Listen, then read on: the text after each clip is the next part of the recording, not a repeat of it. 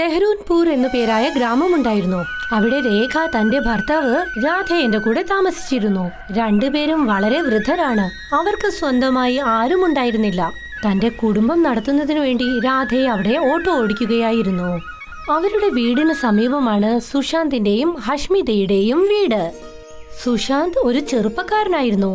അദ്ദേഹവും രാധേയന്റെ കൂടെ ഓട്ടോ ഓടിക്കുകയായിരുന്നു.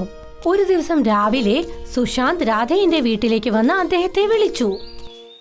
വരൂ രാധ ചേട്ടാ, ഇന്ന് നമുക്ക് ഓട്ടോ സ്റ്റാൻഡിലേക്ക് പോകണ്ടേ? രാധേയൻ വീട്ടിൽ നിന്നും മറുപടി പറഞ്ഞു. ആ വരാം മോനെ സുശാന്ത്. രാധേയൻ പെട്ടെന്ന് തന്നെ വീട്ടിൽ നിന്നും പുറത്തേക്ക് വന്നു, അവരുടെ ഓട്ടോ സ്റ്റാൻഡിലേക്ക് പോകാൻ വേണ്ടി. എന്തു പറ്റി രാധ ചേട്ടാ, ഇപ്പോഴൊക്കെ വല്ലാതെ വൈകിട്ടാണല്ലോ വരുന്നത്? എന്തെങ്കിലും പ്രശ്നമുണ്ടോ? ഇവിടെ നോക്കൂ മോനെ സുശാന്ത്, വയസ്സാവുമ്പോൾ നമുക്ക് ക്ഷീണവും ഉണ്ടാവല്ലോ.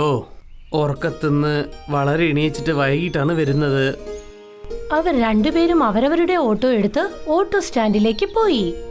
രാധേയൻ ഓട്ടോ ഓട്ടി ഓട്ടി ഒരു ദിവസം മുഴുവനും തീർന്നു. രാത്രി സമയമായപ്പോഴേക്കും അദ്ദേഹം വീട്ടിലേക്ക് വന്നു. രേഖ, ഓ രേഖ, എവിടെയാ മോളെ ഉള്ളത്? കുറച്ച് വെള്ളം തരൂ, എനിക്ക് സുഖം തന്നെ ഇല്ലാതെ പോലെയാ തോന്നുന്നത്. രേഖ കിച്ചണിൽ നിന്നും വെള്ളവും എടുത്തു വന്നു. എന്നിട്ട് രാധേയന് കൊടുത്തു. എന്നിട്ട് അദ്ദേഹത്തോട് ചോദിച്ചു, എന്തു പറ്റി? ഇന്ന് വല്ലാതെ ക്ഷീണിതനാണല്ലോ, എന്താ കാര്യം? രേഖ, ഒരു പക്ഷെ നമുക്കൊരു മോനുണ്ടെങ്കിൽ അവൻ നമ്മുടെ ഈ വയസ്സിൽ അവൻ നമ്മളെ നോക്കുമായിരുന്നല്ലേ. ഇപ്പൊ എന്നെ കൊണ്ട് പറ്റുന്നില്ല രേഖ. ഈ വയസ്സിൽ എന്നെ കൊണ്ട് ഇത്രയും സംഭവിക്കാൻ പറ്റുന്നില്ല. ഗ്രാമത്തിന്റെ ഉള്ളിൽ ഗവൺമെന്റ് ബസ്സും ഇപ്പോൾ വിടാൻ പോവുകയാണെന്ന്. ഇപ്പോൾ ദിവസം വരുന്ന വരുമാനവും കുറയും. നമ്മൾ ഇങ്ങനെ തന്നെ പോയിക്കൊണ്ടിരുന്നാൽ നമ്മുടെ ചെലവ് നോക്കാൻ പറ്റില്ല. അതൊന്നും പ്രശ്നമില്ല, നിങ്ങൾ വിടൂ, എന്തെങ്കിലുമൊക്കെ ചെയ്യാം. ദൈവം എന്തായാലും നമ്മളെ കൈവിടില്ല. നമ്മളുടെ പ്രശ്നങ്ങളൊക്കെ മാറും. നീ പറയുന്നതും ശരി തന്നെയാണ്. പിറ്റേ ദിവസം ആയപ്പോഴേക്കും രേഖ കണ്ടു അവരുടെ ഭർത്താവിന്റെ നില അതീവ ഗുരുതരമായിരുന്നു. അവർക്ക് ഒരുപാട് വിഷമമായി. അപ്പോഴാണ് അവരുടെ വീട്ടിലേക്ക് സുശാന്ത് വന്നത്. എന്നിട്ട് അവരെ വിളിച്ചു. രാധ ചേട്ടാ, ഓ രാധ ചേട്ടാ, വരൂ, നമുക്ക് ഓട്ടോ പോകാനുള്ള സമയമായില്ലേ? രേഖ പുറത്തേക്ക് വന്നു. എന്നിട്ട് സുശാന്തിനോട് പറഞ്ഞു, മോനെ സുശാന്ത്, പെട്ടെന്ന് തന്നെ ഒരു ഡോക്ടറെ വിളിച്ചിട്ട് വാ. അവരുടെ ശരീരം വല്ലാതെ ദുർബലമായിക്കൊണ്ടിരിക്കുന്നു. അങ്ങനെയാണോ? നിൽക്കൂ, ഞാൻ ഇപ്പൊ തന്നെ ഏതെങ്കിലും ഡോക്ടർ കൊണ്ടുവന്നേക്കാം.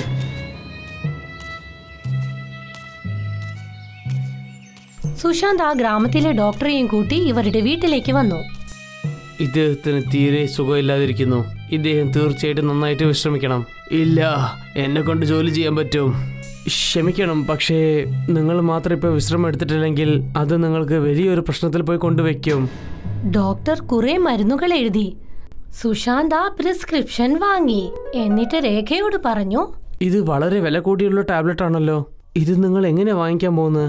ഇപ്പോൾ രാധചേട്ടനോടും ഓട്ടോ ഓട്ടിക്കാൻ പറ്റില്ലല്ലോ. എന്നെ കൊണ്ട് പറ്റും. ഞാൻ എങ്ങനെയെങ്കിലും പണം ഒപ്പിച്ച് എന്റെ ഭർത്താവിന്റെ ആരോഗ്യം ശരിയാക്കും. സുശാന്ത് വീട്ടിലേക്ക് മടങ്ങി വന്നു. അപ്പോൾ അദ്ദേഹത്തിന്റെ ഭാര്യ ഹഷ്മിത പറഞ്ഞു, നിങ്ങൾ എവിടെയായിരുന്നു? എന്താ ജോലിക്ക് പോകണ്ടേ? എപ്പോ നോക്കിയാലും രാധേയ രാധേയാന്ന് വിളിച്ചുകൊണ്ടിരിക്കുന്നു. നാളെ മുതൽ ഗ്രാമത്തിൽ ബസ് സർവീസ് തുടങ്ങുകയാണ്. അപ്പോ നമ്മൾ എന്ത് ജോലി ചെയ്യും? പിന്നെ അവർക്ക് വേണ്ടി നിങ്ങൾ ഇന്നും ലീവ് എടുത്തിരിക്കുന്നു. നീ ഒന്നും വിഷമിക്കേണ്ട. രാധാചേട്ടന് സുഖമില്ലാതിരിക്കുകയാണ്. അദ്ദേഹം കൊണ്ട് നാളെ തൊട്ട് ഓട്ടോ ഓടിക്കാനും പറ്റില്ല. അതുകൊണ്ട് അദ്ദേഹത്തിനുള്ള കസ്റ്റമേഴ്സും എല്ലാം എൻ്റെ ഭാഗത്തേക്ക് ഞാൻ വലിച്ചേക്കും. അതിനുശേഷം എന്താണ്, ഞാൻ കുറെ കാശുണ്ടാക്കും. ശരി, ഇന്നൊരു ദിവസം ഞാൻ റെസ്റ്റ് എടുക്കാൻ പോവുകയാണ്. നാളെ തൊട്ട് ഞാൻ ഓട്ടോ ഓട്ടിക്കാനുണ്ട്. പിറ്റേ ദിവസമായി. രാവിലെ തന്നെ സുശാന്ത് ഓട്ടോയും നോക്കി വീട്ടിൽ നിന്ന് ഇറങ്ങി. അപ്പോഴാണ് അവൻ കണ്ടത് രേഖ ചാവിയും എടുത്ത് പുറത്തേക്ക് പോകുന്നത്.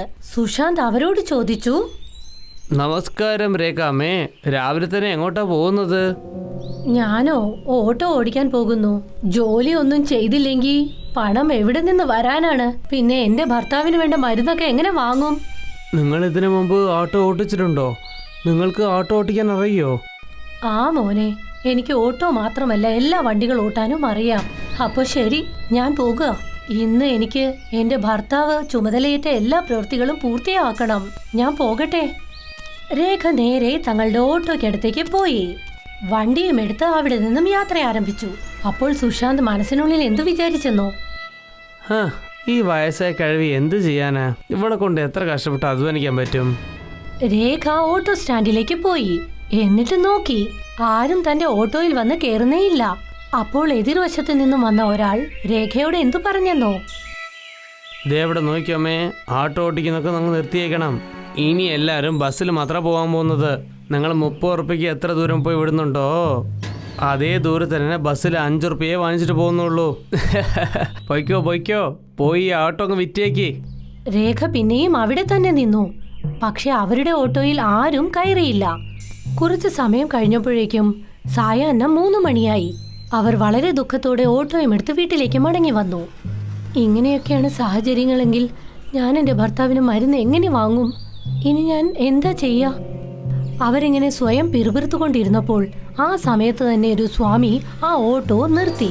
രേഖ അവരെ കണ്ടതും ഓട്ടോ പെട്ടെന്ന് തന്നെ നിർത്തി. നിങ്ങൾക്ക് നന്ദി, നിങ്ങൾക്ക് വളരെ നന്ദിയുണ്ട്. കാരണം നിങ്ങൾ എന്നെ കണ്ടിട്ട് ഓട്ടോ നിർത്തിയിട്ടുണ്ട്. ഞാൻ പല ദിവസങ്ങളായിട്ട് പയണം ചെയ്തുകൊണ്ടിരിക്കുകയാണ്. ഇപ്പോൾ ഞാൻ വീട്ടിലേക്ക് പോകണം. പക്ഷേ എൻ്റെ കാലിൽ അടിപെട്ടിട്ടുണ്ട്. അതൊന്നും സാരമില്ല സ്വാമിജി, നിങ്ങൾ എൻ്റെ ഓട്ടോയിൽ കയറുമല്ലോ. ഞാൻ അങ്ങയെ എവിടെ വേണമെങ്കിലും കൊണ്ടുചെന്ന് വിടും. സ്വാമി ആ ഓട്ടോയിൽ കയറിയിരുന്നു. അപ്പോൾ രേഖ ആ സ്വാമിജിയെ തരുൺപൂരിന്റെ മലയടിവാരത്തിലേക്ക് കൊണ്ടുചെന്ന് വിട്ടു. പക്ഷേ ഇറങ്ങിയതിനു ശേഷം സ്വാമിജി പറഞ്ഞു, എന്നെ ഇവിടെ വിട്ടേലേ വളരെ നന്ദിയുണ്ട്. പക്ഷെ നിങ്ങളുടെ അടുത്ത് തരാൻ എൻ്റെ അടുത്ത് ഒന്നുമില്ലല്ലോ. സാരമില്ല, അതുകൊണ്ടൊന്നും പ്രശ്നമില്ല സ്വാമിജി. നിങ്ങളെ സേവ ചെയ്യാൻ എനിക്ക് പറ്റിയല്ലോ. അത് തന്നെ ഞാൻ ചെയ്ത വലിയ പുണ്യം. നിങ്ങൾക്ക് ഇത്രയും വയസ്സായിട്ട് നിങ്ങൾ ഇത്രയും കഷ്ടപ്പെടുന്നുണ്ടല്ലോ. തീർച്ചയായിട്ട് നിങ്ങൾക്ക് എന്തെങ്കിലും ഒരു പ്രശ്നമുണ്ടാവും. സാധു തന്റെ സഞ്ചിയിലേക്ക് കൈവച്ചു. എന്നിട്ട് ഓട്ടോയിൽ തൂക്കി വയ്ക്കുന്നത് പോലെ ഒരു ചെറിയ പക്ഷിക്കുട്ടിയെ രേഖയ്ക്ക് കൈമാറി. എന്നിട്ട് പറഞ്ഞു, ഇത് വെച്ചോളൂ. ഇത് നിങ്ങളുടെ ഓട്ടോയിൽ കോർത്ത് വെച്ചോളൂ. നിങ്ങളിത് ഇട്ടതിന് ശേഷം നിങ്ങളുടെ ഓട്ടോ എല്ലാം പറക്കാനും തുടങ്ങും. ഇത്രയും പറഞ്ഞുകൊണ്ട് സ്വാമിജി അവിടെ നിന്നും പോയി. രേഖ പക്ഷിപ്പാവക്കുട്ടിയെ നോക്കി തന്റെ ഓട്ടോയിൽ തൂക്കിയിട്ടു. പെട്ടെന്ന് ആ ഓട്ടോയുടെ 2 വശങ്ങളിലും ചിറകുകൾ വന്നു. അതവിടെ നിന്നും പറന്നു പൊങ്ങി. അല്ല, ശരിക്കും ഈ ഓട്ടോ പറന്നു പോകുന്നു. അയ്യോ, ഇത് എന്തൊരു അത്ഭുതമാണ്! രേഖ ആ ഓട്ടോയിൽ പറന്ന് ഓട്ടോ സ്റ്റാൻഡിലേക്ക് എത്തി. പെട്ടെന്ന് തന്നെ ആ പഴയ മനുഷ്യൻ ഓട്ടോയുടെ സമീപത്തേക്ക് എത്തി. അയാളാണ് ആ ഓട്ടോ വിൽക്കുന്ന കാര്യം പറഞ്ഞത്. നിങ്ങൾ എന്നോട് ക്ഷമിക്കണം. എനിക്ക് നിങ്ങളുടെ ഓട്ടോയിൽ, അതായത് റോക്കറ്റ് ഓട്ടോയിൽ കയറ്റാൻ പറ്റുമോ? ഞാൻ നിങ്ങൾക്ക് മുഴുവനായിട്ട് 200 ഉറുപ്പിക തരാം. ദയവായിട്ട് നിങ്ങളുടെ ഓട്ടോയിൽ എന്നെ ഒറ്റ പ്രാവശ്യം ഒന്ന് കൂട്ടിക്കൊണ്ടു പോകുമോ? ദയവായത് കൂട്ടിക്കൊണ്ടു പോകണം. ആഹാ, തീർച്ചയായും. വന്ന് റോക്കറ്റ് ഓട്ടോയിൽ വന്നിരിക്കൂ. പതിയെ പതിയെ എല്ലാവരും റോക്കറ്റ് ഓട്ടോയിൽ സഞ്ചരിക്കാൻ ആഗ്രഹിച്ചു. ദിവസേന രേഖ എല്ലാവരെയും റോക്കറ്റ് ഓട്ടോയിൽ ഇരുത്തി ഒരു ഗ്രാമത്തിൽ നിന്ന് മറ്റൊരു ഗ്രാമത്തിലേക്ക് എത്തിച്ചു. അത് കാരണം മരുന്ന് വാങ്ങാനുള്ള പണവും കിട്ടി. രാധയുടെ ആരോഗ്യവും മെച്ചപ്പെട്ടു. പക്ഷേ ഈ കാര്യം ചില ആളുകൾക്ക് സഹിച്ചില്ല. അഷ്മിതയ്ക്കും സുശാന്തിനും. നിങ്ങൾ കണ്ടല്ലോ ഗ്രാമത്തിൽ എന്താ നടക്കുന്നതെന്ന്. എല്ലാത്തിനും കാരണം നിങ്ങളാണ്. ഒരു വശത്ത് ബസ് നിങ്ങളുടെ ജോലി തീർത്തു, മറ്റൊരു വശത്ത് ആ റോക്കറ്റ് ഓട്ടോയും. നോക്കൂ, ഇതിന് എന്തെങ്കിലും ഒന്ന് ചെയ്യണം, ഇല്ലെങ്കിൽ ജീവിക്കാൻ തന്നെ ബുദ്ധിമുട്ടാണ്. നീ ഒന്നിനും വിഷമിക്കണ്ട. രേഖയും രാധയും എന്നെ വളരെ വിശ്വസിച്ചുകൊണ്ടിരിക്കുകയാണ്. അതുകൊണ്ട് അവരുടെ ഓട്ടോ എങ്ങനെയാ പറക്കുന്നതെന്ന് അവരെല്ലാം എന്നോട് പറഞ്ഞിട്ടുണ്ട്. എങ്ങനെ അവരുടെ ഓട്ടോ പറക്കുന്നത്?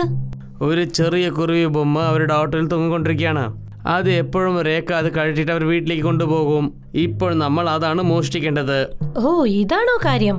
മോഷ്ടിക്കുന്നതിൽ ഞാൻ വളരെ എക്സ്പെർട്ടാണ്. ആ പ്രശ്നം എനിക്ക് വിട്ടേക്കൂ. ദിവസവും മുഴുവനും റോക്കറ്റ് ഓട്ടോ വിട്ട് ക്ഷീണിതയായി രേഖ വീട്ടിലേക്ക് മടങ്ങിയെത്തി. രാധയൻ വേഗം ഭക്ഷണം കഴിച്ച് കിടന്നുറങ്ങി. പാതിരാത്രി നേരമായി. അപ്പോഴാണ് അഷ്മിത രേഖയുടെ വീടിന്റെ കതകിൽ മുട്ടിയത്. എനിക്കു രേഖ, ദാ വരുന്നു. രേഖ അഷ്മിതയുടെ ശബ്ദം കേട്ടപ്പോൾ പോയി വാതിൽ തുറന്നു. അവർ കണ്ടു അഷ്മിതയുടെ കയ്യിൽ ഒരു ചെറിയ ബാഗ് ഉണ്ടായിരുന്നു. എന്താ കാര്യം? ഈ രാത്രിയിൽ ഇവിടെ വന്നത് എന്തെങ്കിലും പ്രശ്നമുണ്ടോ? അത് എന്റെ വീട്ടിൽ വലിയ ഉള്ളി തീർന്നു പോയി. എനിക്ക് കുറച്ച് തരാൻ പറ്റുമോ? ഈ രാത്രി സമയത്താണോ നീ പാചകം ചെയ്യാൻ പോന്നെ? ഈ 2 ഉള്ളിക്ക് വേണ്ടി ബാഗ് എടുത്തിട്ട് എന്തിനാ വന്നത്? എന്തായാലും സാരമില്ല. ചില സമയത്ത് എനിക്ക് നിന്നെ മനസ്സിലാക്കാനേ പറ്റുന്നില്ല. ശരി, ഞാൻ പോയി അടുക്കളയിൽ നിന്ന് എടുത്തിട്ട് വരാം. രേഖ ഉള്ളി എടുക്കാൻ വേണ്ടി അടുക്കളയിലേക്ക് പോയി. അപ്പോൾ അഷ്മിത കണ്ടു, അതായത് ആ പക്ഷിപ്പാവ അവിടെ ടേബിളിൽ തന്നെ കിടപ്പുണ്ടായിരുന്നു. അഷ്മിത വേഗം തന്നെ അകത്തേക്ക് കടന്ന് ആ പക്ഷിപ്പാവയെ എടുത്ത് തന്റെ ബാഗിൽ വെച്ചു. രേഖ 2 ഉള്ളിയും എടുത്തു വന്ന് അഷ്മിതയ്ക്ക് കൈമാറി. നിങ്ങൾക്ക് ഒരുപാട് നന്ദി രേഖാമ്മേ. ഇത്രയും പറഞ്ഞുകൊണ്ട് അഷ്മിത വീട്ടിലേക്ക് തിരിച്ചുപോയി. അല്ല, നിങ്ങളിത് കണ്ടോ? ഞാൻ അപ്പോഴേ പറഞ്ഞില്ലേ ഇതിനെ കൊണ്ട് വരുമെന്ന്. വാവ്, നീ വളരെ സൂപ്പറായിട്ട് ജോലി ചെയ്തിട്ടുണ്ട്. പൊലച്ചയാവുന്ന മുമ്പ് തന്നെ നമ്മുടെ റിക്ഷ നമുക്ക് പറക്കാൻ വെക്കാം. നീ എന്താ പറയുന്നത്? അതെ, ശരിയാണ്. മാത്രമല്ല എനിക്കിങ്ങനെ കാത്തിരിക്കാൻ ഒട്ടും വയ്യ. നമ്മുടെ ഓട്ടോയും ഒന്ന് പറത്തിക്കുമോ? പകൽ പുലരുന്നതിന് മുൻപ് അഷ്മിതയും സുശാന്തും തങ്ങളുടെ ഓട്ടോക്കരികിലേക്ക് വന്നു. സുശാന്ത് തന്റെ പാവ പക്ഷിയെ ഓട്ടോയിൽ തൂക്കിയപ്പോഴേക്കും പക്ഷിയുടെ നിറം ചുവപ്പായി മാറി. എന്താ ഇതിന്റെ നിറം ചുവപ്പായി മാറിയത്? അറിയില്ലല്ലോ. പെട്ടെന്ന് ഓട്ടോ ഉയരത്തിലേക്ക് പറക്കാൻ തുടങ്ങി. സുശാന്തിന്റെ നിയന്ത്രണത്തിൽ നിന്നും പോയി. പറന്നു പറന്ന് ഒരു ഗ്രാമത്തിൽ നിന്ന് അവർ മറ്റൊരു ഗ്രാമത്തിലേക്ക് എത്തി. ദൂരെ ദൂരെയുള്ള ഒരു നാട്ടിലേക്ക് പോയി ചേർന്നു. അയ്യോ, നമ്മളിത് എങ്ങോട്ടാ പോകുന്നത്? അതാണ് എനിക്കും അറിയാത്തത്. അവരുടെ ഓട്ടോ കൊടുങ്കാടിന് നടുവിലേക്ക് എത്തിച്ചേർന്നു. പക്ഷെ ആ പക്ഷിപ്പാവയാണെങ്കിലോ തന്നെത്താൻ പറന്ന് തന്റെ സ്ഥലത്തേക്ക് തന്നെ വന്നു ചേർന്നു. ഇപ്പോൾ സുശാന്തും അഷ്മിതയും ഓട്ടോ ഓടിച്ചുകൊണ്ട് തന്നെ തങ്ങളുടെ ഗ്രാമത്തിലേക്ക് മടങ്ങി വരണം. രേഖയാണെങ്കിലോ തങ്ങളുടെ റോക്കറ്റ് ഓട്ടോ ഓടിച്ചുകൊണ്ടിരുന്നു, എന്നത്തെയും പോലെ.